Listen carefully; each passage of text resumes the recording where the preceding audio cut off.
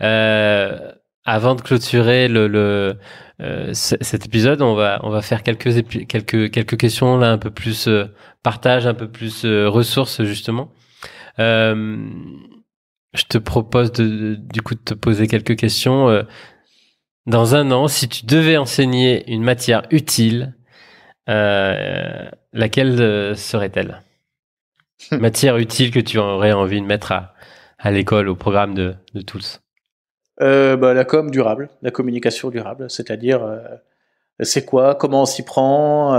D'ailleurs, j'ai une formation qui est prête, hein, j'ai déjà formé des professionnels là-dessus, sur une prise de recul de qu'est-ce que fait notre métier, parce que notre métier peut transmettre des idées sexistes, c'est pas que les produits, hein, c'est aussi des fois les idées, des mises en scène très sexistes, très discriminantes, tout ça. On n'est pas obligé de le faire.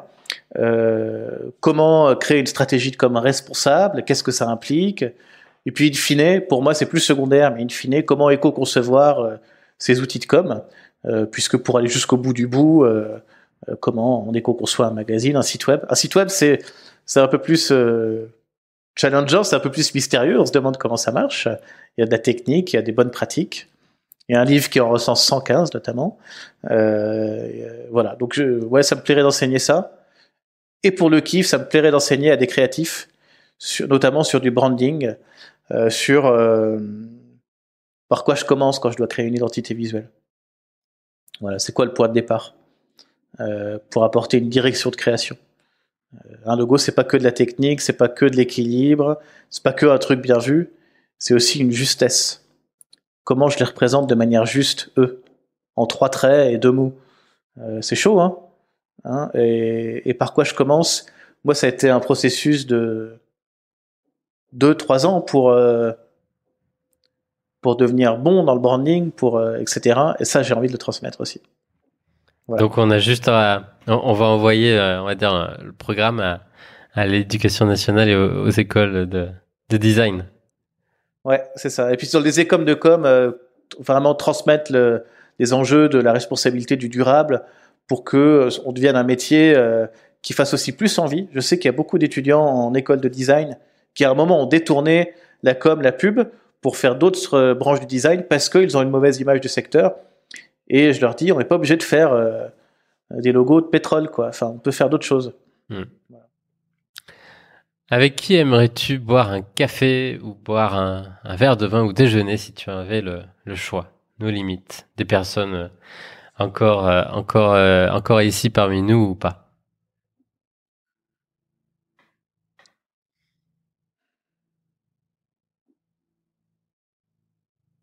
Arthur Aubeuf, Time for the Planet. Ouais, ça serait très bien.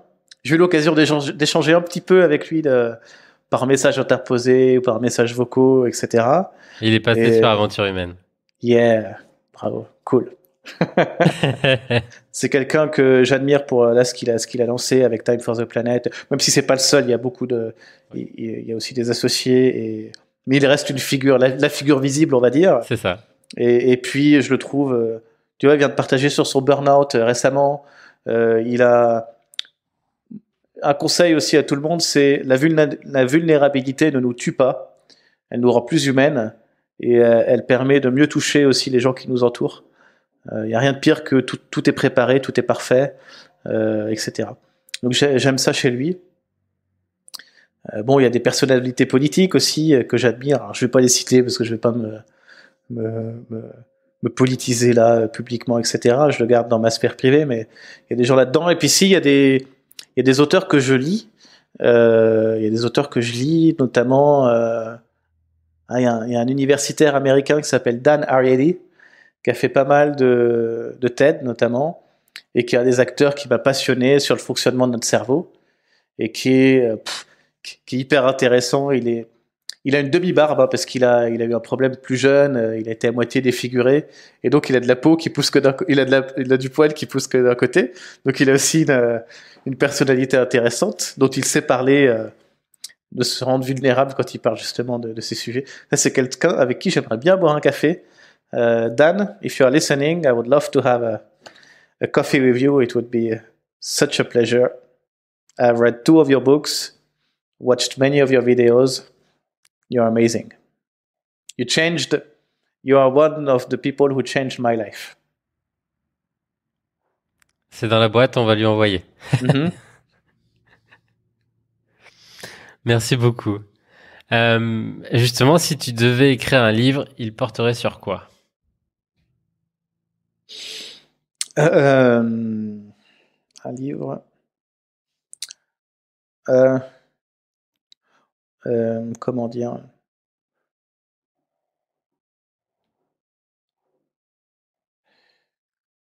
J'ai tellement de choses à dire sur ralentir, tiens.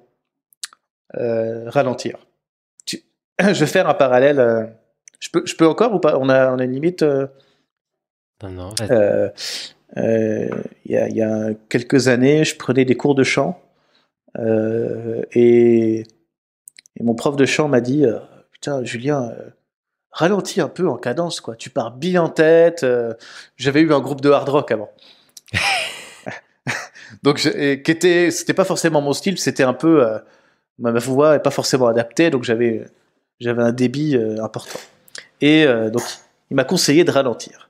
Et puis, ce conseil, parce qu'on a parlé de ralentir dans plein de choses, je prends un parallèle artistique. Il m'a donné ce conseil, ralentis, prends ton temps. Quand tu abordes une chanson, tu vas tranquille et tout.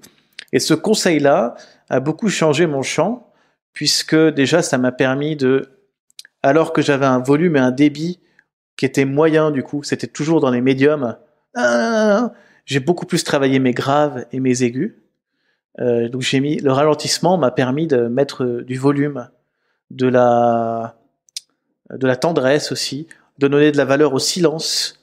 Aujourd'hui, dans notre groupe, on a plein de chansons où il y a des pauses il y a un instrument qui arrive qu'au milieu de la chanson, qui s'arrête. Et quand un instrument n'arrive qu'au milieu de la chanson, il a 10 fois plus de valeur que s'il s'imposait alors qu'il n'a pas forcément de valeur à ce moment-là. Ça donne de la force, de la valeur. Voilà. Une Formule 1, ça roule que sur du plat. Ça n'aime pas rouler en montagne ou ça n'aime pas rouler avec des courbes, des volumes, etc. Ralentir, ça permet d'avoir une richesse beaucoup plus forte. Et voilà, sur le ralentissement, il y a 10 000 fils à tirer sur à quel point c'est bon de pas faire comme mode par défaut, le mode à fond la caisse, quoi. Voilà, c'est un message que je me donne à moi-même aussi, parce que c'est pas facile pour moi de ralentir, voilà. Et oui, j'aimerais écrire là-dessus. Ouais.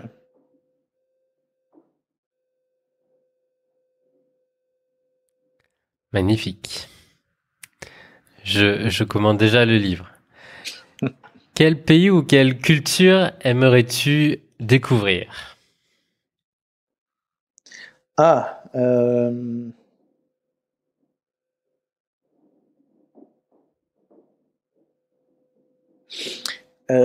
J'aimerais aller à la rencontre de ces quelques îles qui ont le secret de la longévité et qui nous re-questionnent sur nos rythmes de vie, notre alimentation, une philosophie en général. Voilà, je sais qu'il y a une île japonaise là-dessus, je crois qu'il y a un endroit en Italie, je crois qu'il y a eu un reportage même sur tous ces endroits qui ont ces secrets de la longévité, et non pas que je m'inquiète de ma mort imminente, hein, j'espère que j'ai encore du temps, mais ça m'intéresse puisque dans un contexte où aujourd'hui il y a des enjeux de santé de plus en plus importants, on parle de plus en plus de santé globale aussi, on a des enjeux de santé mentale importants, et on s'aperçoit à quel point notre santé mentale a un impact sur notre durée de vie. Et donc, et je pense que ces sociétés dont je parle, elles sont lentes, elles sont... On est dans le thème du livre, hein, c'est sûr. Les petits villages où on les voit totalement ralentir. Il y a cette... Je me souviens, je crois vraiment en Italie, ils parlaient de sieste et de pétanque. Ouais, mais la sieste est un secret de longévité. S'accorder la sieste, c'est le plus beau cadeau qu'on puisse se faire. Et dormir nous permet de nous rallonger. En fait, tirer tout le temps sur la machine, quoi, c'est pas bon, hein. Voilà. Ouais, j'aimerais partir à la rencontre de ces de ces endroits-là pour en piocher quelques inspirations. Génial. On part dans ton sac. Est-ce que tu aurais n'importe quelle ressource, livre, film, pièce de théâtre, podcast que tu aimerais là nous partager? Justement, offrir un cadeau. Comment ça s'appelle? J'ai vu un one-man show l'autre jour, c'était... Alors je crois que le nom c'était Psycho. C'était à Nantes. Je me rappelle plus de l'auteur. Si tu veux, je te l'enverrai par mail, Oui. puis tu pourras le mettre dans les notes du podcast ou un truc comme ça. Oui. Psycho, et on a un peu rigolé, puis on a aussi fait de l'introspection.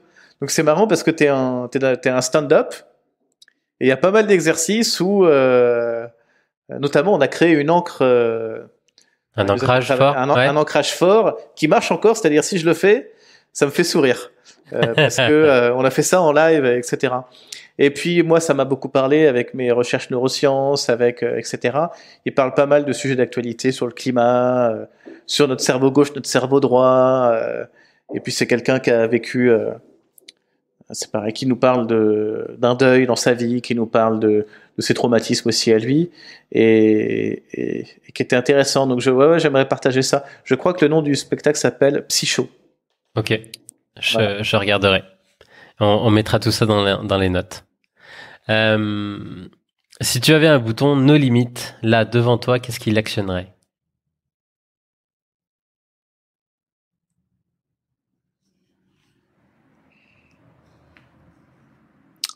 No Limit, c'est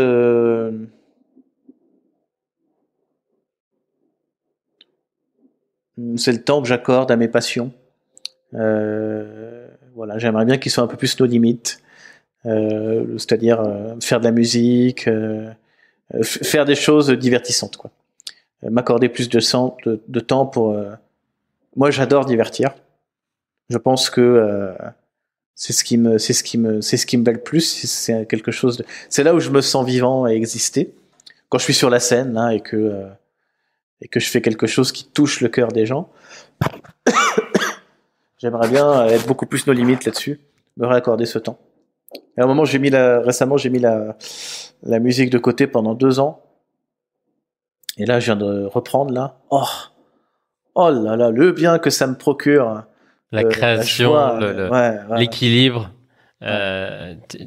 toutes tes facettes sont nourries en même temps, quoi.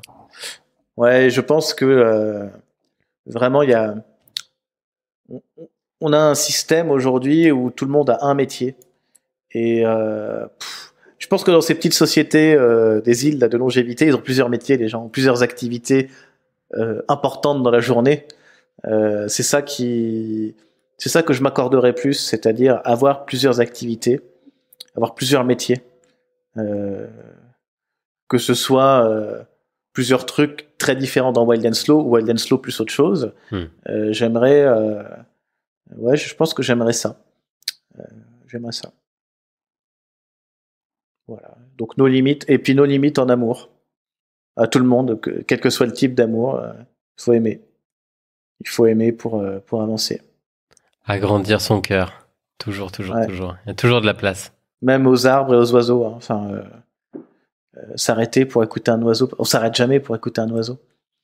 Et après, on écrit « Ah, j'adore écouter les oiseaux », mais en fait, on le fait jamais. S'arrêter pour écouter un oiseau, c'est cool. Ça fait un peu hippie là de raconter ça. Ah non, je partage totalement. Le matin, moi, je me lève très tôt, à 5 heures, et il y a toujours que des bruits d'oiseaux à cette heure-là. Le pied. C'est génial. Café, chant d'oiseaux, il n'y a pas mieux pour moi, un petit café quand même. Mais le chant d'oiseaux et le silence, tranquillement démarrer la journée, il y a une vraie dynamique qui se met en place. T'as pas les enfants qui se réveillent, qui viennent perturber le chant d'oiseau? À 5 heures, non, pas à 5 heures. À 6h30, 7h. Donc c'est pour ça, je fais le choix délibérément de me réveiller moi-même en amont, plutôt que d'être réveillé par eux, quoi. Ouais, bon. Ça se met différemment après. C'est bien. C'est un rythme à adopter. T'as raison. C'est bien d'avoir une structure, de choisir son temps de je vais au dodo ou je me réveille, de le choisir plutôt que bon, de toute façon on m'a réveillé. Tu vois, bravo pour ça. Ça fait peu de temps. Hein. Avant, il y avait pas de rythme du tout, donc il y avait ni nuit ni journée. C'était tout mélangé. Justement, on est sur les enfants. Alors nous, le podcast pour nous, c'est vraiment un magnifique témoignage. On laisse une trace et c'est un peu cette idée d'héritage. Alors, on finit toujours par cette question. Quel message adresserais-tu et laisserais-tu à tes enfants aujourd'hui?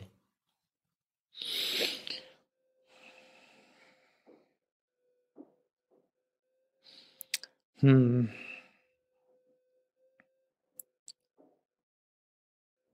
Euh, bah, acceptez qui vous êtes. Ouais, acceptez qui vous êtes, aimez-vous vous-même, aimez les autres, ayez confiance en vous. Moi j'aurais aimé qu'on me dise ça finalement, parce que parfois on peut avoir tendance à transmettre ses attentes sur ses propres enfants, alors que je pense le meilleur message qu'on puisse leur transmettre, mais ça vaut pas que sur les enfants finalement, c'est aime-toi. Déjà pour aimer les autres, faut s'aimer soi-même. Donc aime-toi, aie confiance en toi. Tu vaux la peine d'être aimé aussi, comme tu es, juste comme tu es. T'as pas besoin d'être mieux. T'as pas besoin de performer, machin.